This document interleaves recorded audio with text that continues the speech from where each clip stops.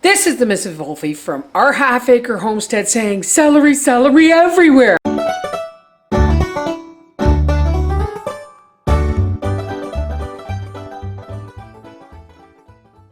Alrighty folks, it's time to get on to this monster pile of celery. Howard already did a lot of the hard work pulling up the celery and cutting off the roots. But look at this. No, it's not grocery store style celery, but by God, it's beautiful. Now what I'm going to do is I'm doing these for dehydrating. These are unwashed. I have a dish pan here with water in it, and I am just going to start cutting these up. Oh, just the smell cannot compare. It cannot compare to store-bought celery. It really can't. And I am so glad I have a decent enough crop.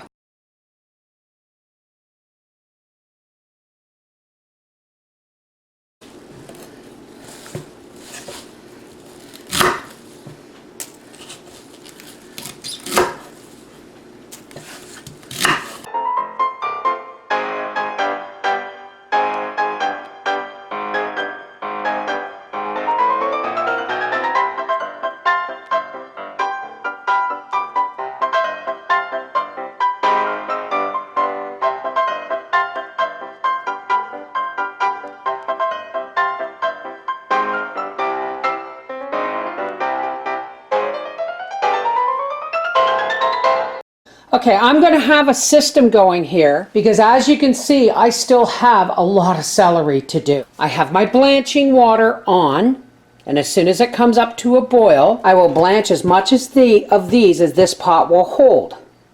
Once I have cooked them for 3 minutes, I will strain them into this pot. I will put the strainer over this pot, and I will recycle the blanching water so that I don't have to continue to fill a pot and bring it up to a boil multiple times. Okay, so I'm going to dump as much of this celery into this blanching water as I can. I might get this all in there. I might. It's going to be close. Okay. And then when this comes up to a boil, I'm going to turn it down and simmer it for 3 minutes. Okay, now before I drain my celery, and remember, I am recycling the water that I'm blanching them in, and I'll show you why later.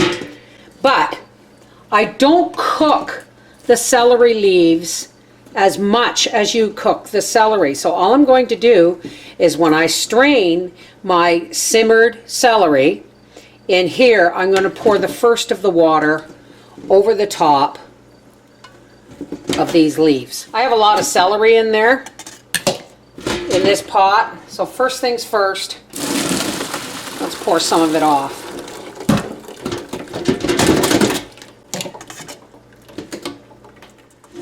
And now, I'm just going to strain some of this boiling water over those leaves.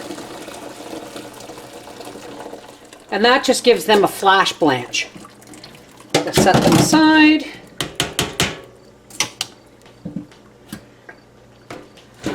Dump these.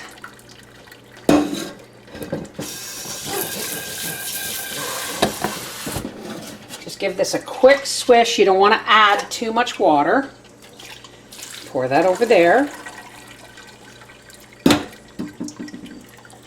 And I'm going to put this water back on to simmer the next batch. And out to the dehydrator trays we go.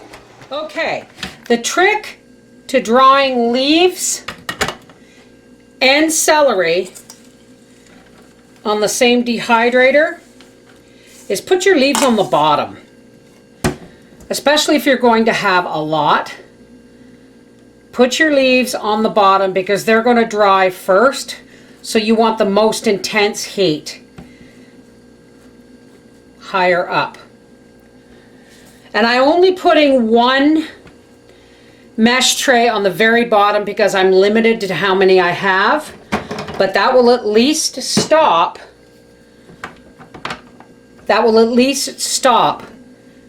the celery from completely falling through, because this does shrink up. Remember, celery is 90% water.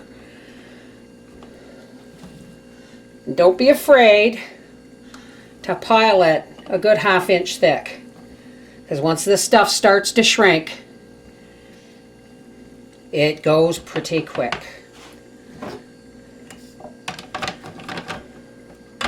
I haven't even gotten through half my celery yet, and I think I'm going to need another tray on this one.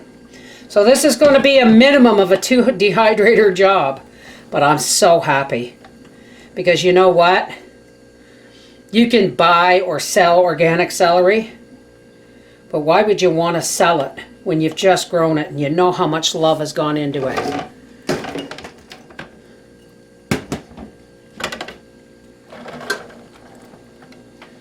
All right, batch number 1.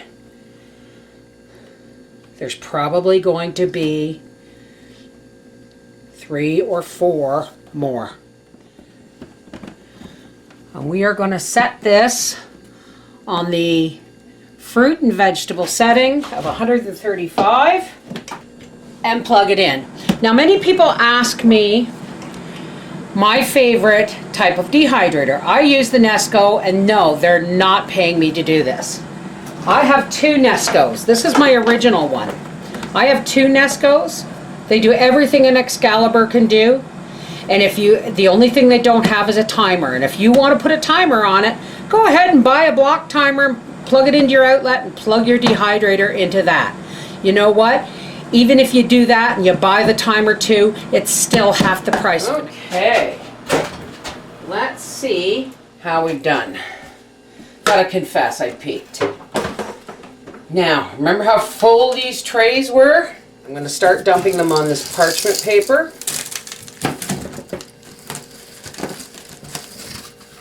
Now, somebody said that they dehydrated stuff and they thought it was dry and they put it in jars and it went moldy. All I can say, honey, is it wasn't dry. Consider how big of a pile I put on that dehydrator tray. And pour this in the jar. I'll show you how much I have when I'm done. My lower couple of trays still need some more time in the dehydrator. So does that.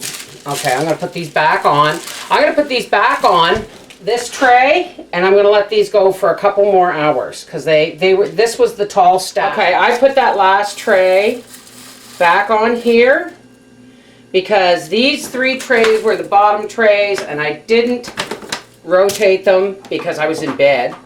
So I'm just going to put these back on for probably another couple of hours. But so far, and I still have 2 dish pans of celery to chop. But so far, this is what I got and dried.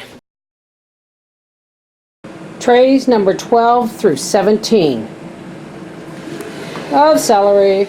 This is what I got out of 2 of my raised celery beds.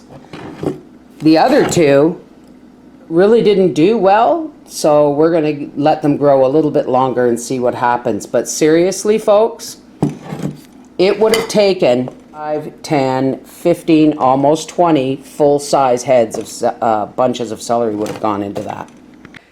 This is the Mrs. Wolfie from our half-acre homestead saying, I got so much from those celery beds. I'm glad all 4 of them didn't grow well. Take care, God bless.